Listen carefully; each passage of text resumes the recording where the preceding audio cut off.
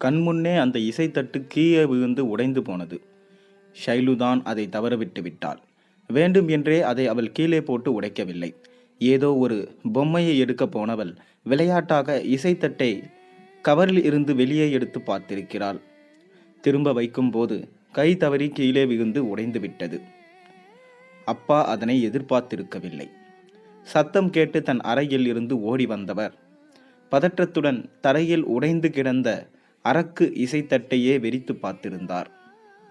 ஒற்றை முள் அவருக்குள் கோபம் வருத்தமும் ஒரு சேர நிரம்பியிருந்ததை அவரது கண்கள் காட்டி கொடுத்தன. அப்பா தனது ஆத்திரத்தை கட்டுப்படுத்தியபடி, இதை யாரு எடுக்க சொன்னான் என்று அழுத்தமான குரலில் கேட்டார். ஷைலு பயந்து நின்றிருந்தாள். தாத்தா இப்படி முறைத்து பார்ப்பது அவளுக்கு என்னவோ செய்தது. அவள் கைகள் நடுங்க அழும் குரலில் மம்மி என சத்தமிட்டாள். சமையல் அறையில் இருந்து வெளிப்பட்ட நளினி உடைந்த இசைத்தட்டை பார்த்தபடியே, ஷைலு ஓரமா வந்து நில்லு, காலில் குத்திர போது என்றாள். அப்பா மருமகளை பார்த்து முறைத்தபடியே, இதை யாரு இங்கே கொண்டு வந்து வச்சது, உன் வேலைதானா என்று கேட்டார். நளினிதான் அதை அப்பாவின் பையில் இருந்து வெளியே எடுத்து அலமாரியில் வைத்தாள். 2 நாட்களுக்கு முன்பாக வீட்டில் எலி செத்து போன துர்நாற்றம் வீசவே ஓர் ஆளை வைத்து எங்காவது எலி செத்து கிடக்குதா என தேடினார்கள்.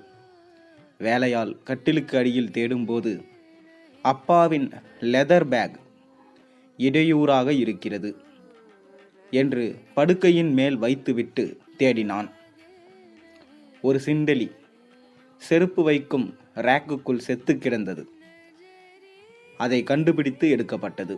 அப்பாவின் லெதர் பையை மறுபடி அவரது கட்டிலுக்கு கீழே வைக்கும்போதுதான் நளினி அந்த இசைத்தட்டை வெளியே எடுத்து பார்த்தாள்.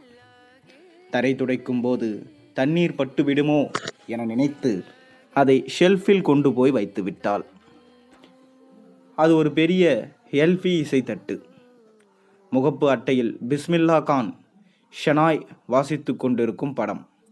அதன் அருகில் சிவப்பு மசியல், எனது அன்பளிப்பு பிவி என கையெழுத்து.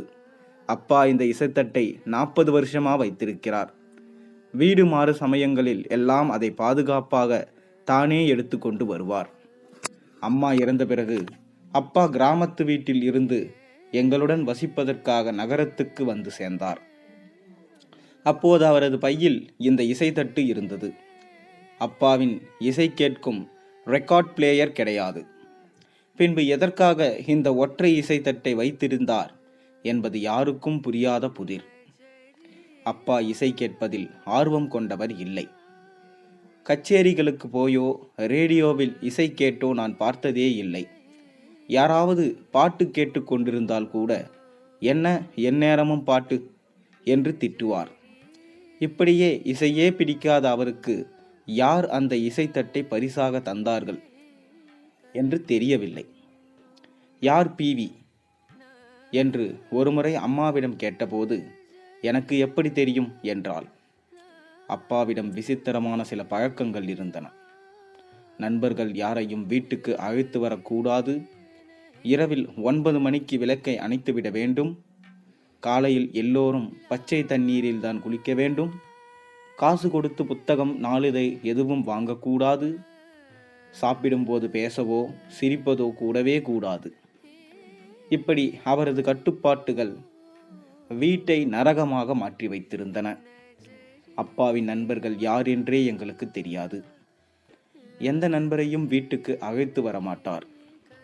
அவரை போலவே நாங்களும் நடந்து கொள்ள வேண்டும் என்பார். ஒருமுறை சாந்தி அவளுடன் கல்லூரியில் படிக்கும் பெண் ஒருத்தியை ஹாஸ்டல் லீவு என்று வீட்டுக்கு அழைத்து வந்து விட்டாள். அந்த பெண் எங்கள் வீட்டுக்கு வந்த இரவே அப்பா அவளிடம், இங்கே ஒரு நாளைக்கு மேல் தங்க முடியாது, நீ ஊருக்கு கிளம்பு என்று முகத்துக்கு நேராக சொல்லிவிட்டார்.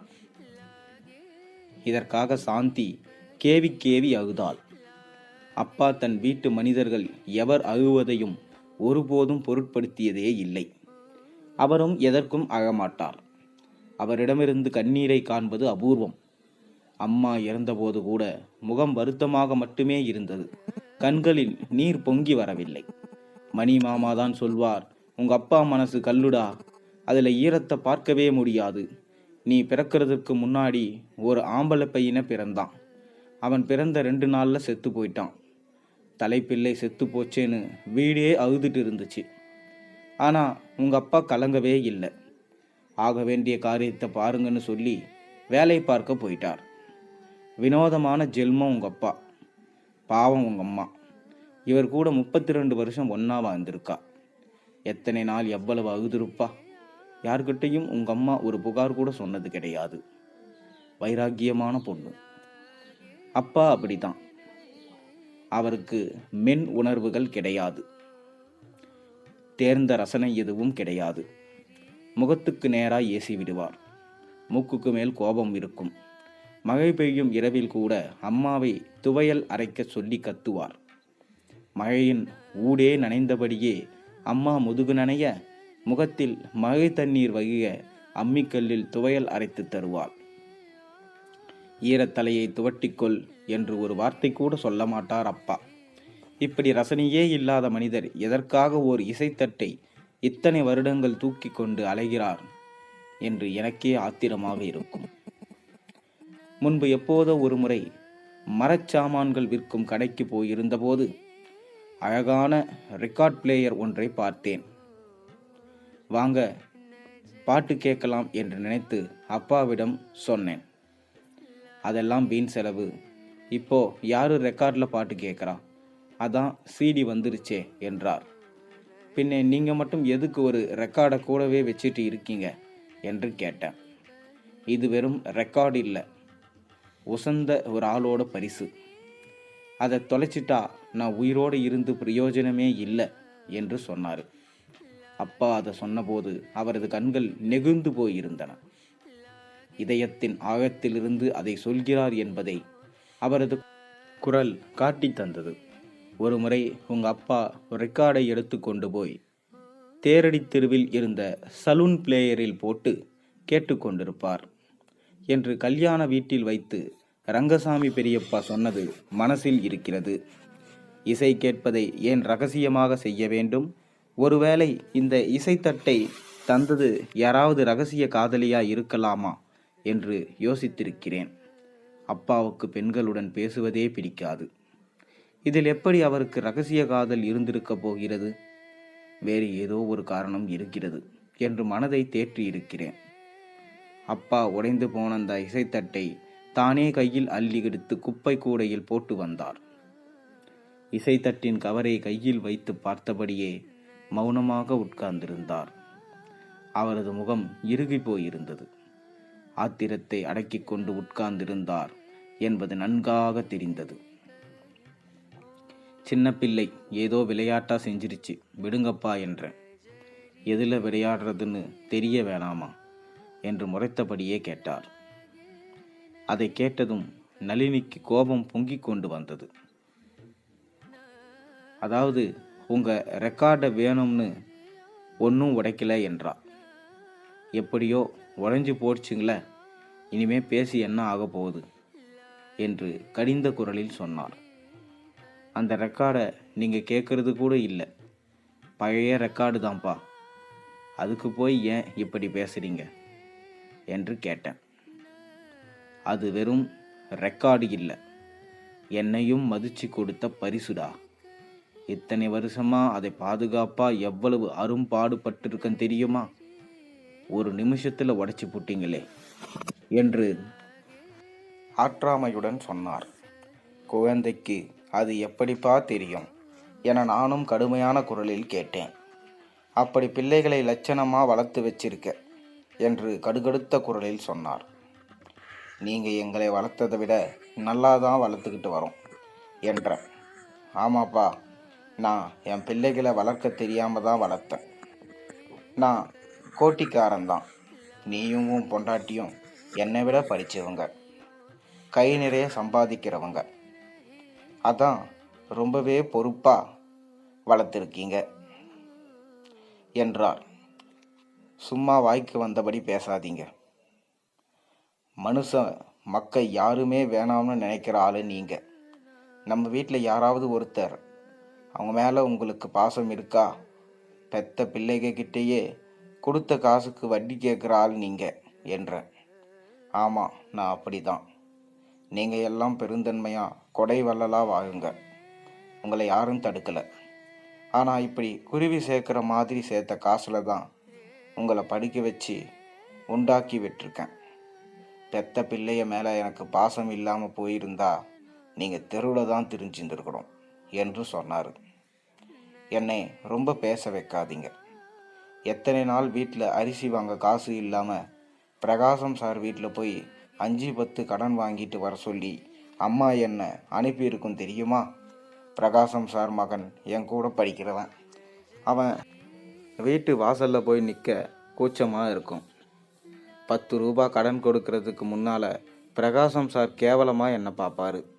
அந்த கடனையெல்லாம் நீங்கள் ஒன்றும் அடைக்கலப்பா, அம்மா தான் வீட்டில் ஊதுவத்தி உருட்டி அடைச்சா.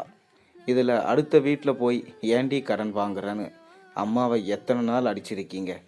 அவள் இல்லைன்னா நாங்கள் எப்போவோ அனாதைகள் ஆகியிருப்போம்ப்பா என சொன்னேன். ஆமாம், நான் வேண்டாதவன் தான்.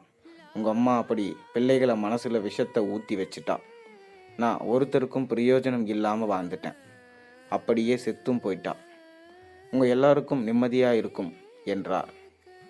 நிச்சயமாக நீங்கள் செத்து போனால் எங்கள் யாருக்கும் ஒரு சொட்டு கண்ணீர் வராது என்றேன். அப்பா அமைதியாக கேட்டபடியே சொன்னார். அது எனக்கு தெரியும். நான் அதுக்காக ஒன்றும் கவலைப்படலை. நான் அப்படி தான். நான் உன் அப்பன். எனக்கு அந்த உரிமை எப்பவும் இருக்கும். ஏன்பா புரிஞ்சிக்கிறவே மாட்டீங்க என்று ஆதங்கமான குரலில் கேட்டேன். நான் யார் உங்களை புரிஞ்சுக்கிறதுக்கு? படிச்சிட்டா பிள்ளைய அப்பனை விட பெரிய ஆள் ஆகிட்டு தான் நினைக்கிறீங்க என்றார். உங்கள் கூட பேசுகிறதே வேஸ்ட்டுப்பா என்றான். அப்பா இசைத்தட்டின் கவரை எடுத்துக்கொண்டு தனது அறைக்குள் சென்று கதவை மூடிக்கொண்டார். அன்றைய பகல் முழுவதும் ஷைலு பயந்து போயிருந்தார். நளினிக்கு அப்பா மீது ஏகப்பட்ட கோபம். வார்த்தைக்கு வார்த்தை அவரை திட்டிக் கொண்டிருந்தார். அப்பா மதிய சாப்பாடுக்கு கூட கதவை திறக்கவே இல்லை. இரவு 9 மணி ஆயிருக்கும் போது கதவை திறந்து வெளியே வந்தார். தனது லெதர் பையை எடுத்துக்கொண்டு கிளம்பும்போது நளினியிடம் சொன்னார். ஷைலுக்கிட்ட கொடுத்து இதையும் கிழிச்சு போட சொல்லு. இனிமே இதை வச்சு என்ன செய்ய போகிறேன் என காலியான இசைத்தட்டின் கவரை நீட்டினார். நளினி ரௌதிரம் வந்தவளைப் போல வாசலில் வைத்து அப்பாவை கண்டபடி பேசினாள். அப்பா அமைதியாக கேட்டு கொண்டிருந்து விட்டு இசைத்தட்டின் கவரை வாசற்படியிலே போட்டுவிட்டு கிளம்பி போனார். இது நடந்து 2 மாதங்களுக்கு பிறகு அப்பா உடல்நலமில்லாமல் ஊரில் இறந்து விட்டதாக தகவல் வந்தது. அப்பாவின் சாவுக்காக பிள்ளைகள் ஒன்று கூடிய போதும் எல்லோரும் அப்பாவின் பிடிவாதத்தை, கோபத்தை, முரட்டுத்தனத்தை பற்றியே பேசிக்கொண்டிருந்தோம். அப்பாவின் இறுதிச் சடங்கில் கலந்து கொள்ள வந்திருந்த சலூன் கருப்பையா என்னை தனியே அழைத்து சொன்னார். உங்கள் அப்பா ஒரு ரெக்கார்டை கொண்டு வந்து கடையில் போட்டு ஆசையாய் கேட்பார். அற்புதமான இசை. நான் கூட கேட்டிருக்கேன்.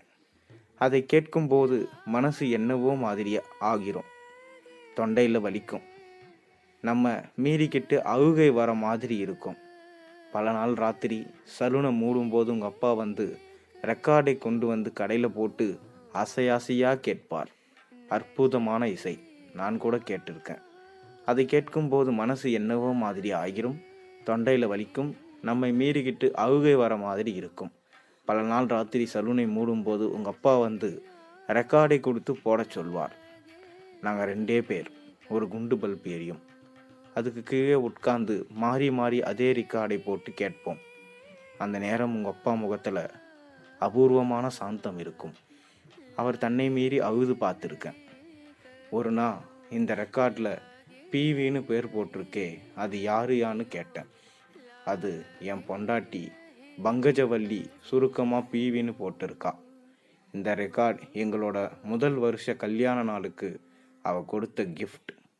நான் ஒரு முட்டாப்பைய, இதோட அருமை தெரியாமல் இதை வாங்குறதுக்கு உனக்கு ஏதடி காசு, வீட்டில் திருடினியா இல்லை ஊர் மேய போனியான்னு கேட்டுட்டேன். பதிலுக்கு அவர் ஒரு வார்த்தை பதில் கூட பேசலை. அவளுக்கு சின்ன வயசுல இருந்தே பாட்டு கேட்கறதுனா ரொம்ப இஷ்டம். அந்த ஆசையில் இந்த ஹெல்ஃபி ரெக்கார்டை கொடுத்துருக்கா. 2 பேரும் ஒன்றா உட்காந்து இசை கேட்கலாம்னு அவளுக்கு ஆசை. ஆனால் நான் அதை புரிஞ்சிக்கிட்டவே இல்லை.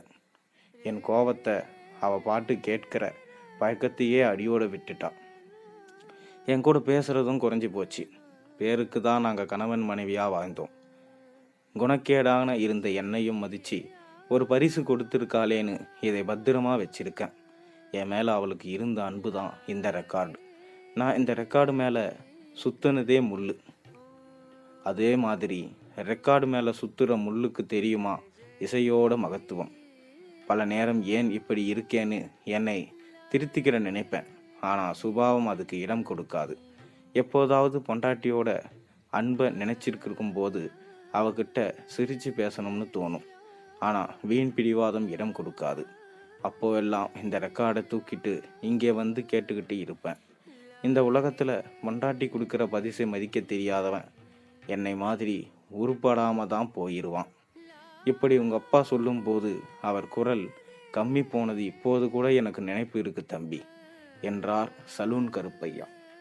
கூடவே வாழ்ந்த ஒரு பெண்ணிடம் அன்பை காட்டாமல் அவள் தந்த இசைத்தட்டை பாதுகாத்து வைத்து அடிக்கடி கேட்டு அழுத அப்பாவை என்னால் புரிந்து கொள்ளவே முடியவில்லை.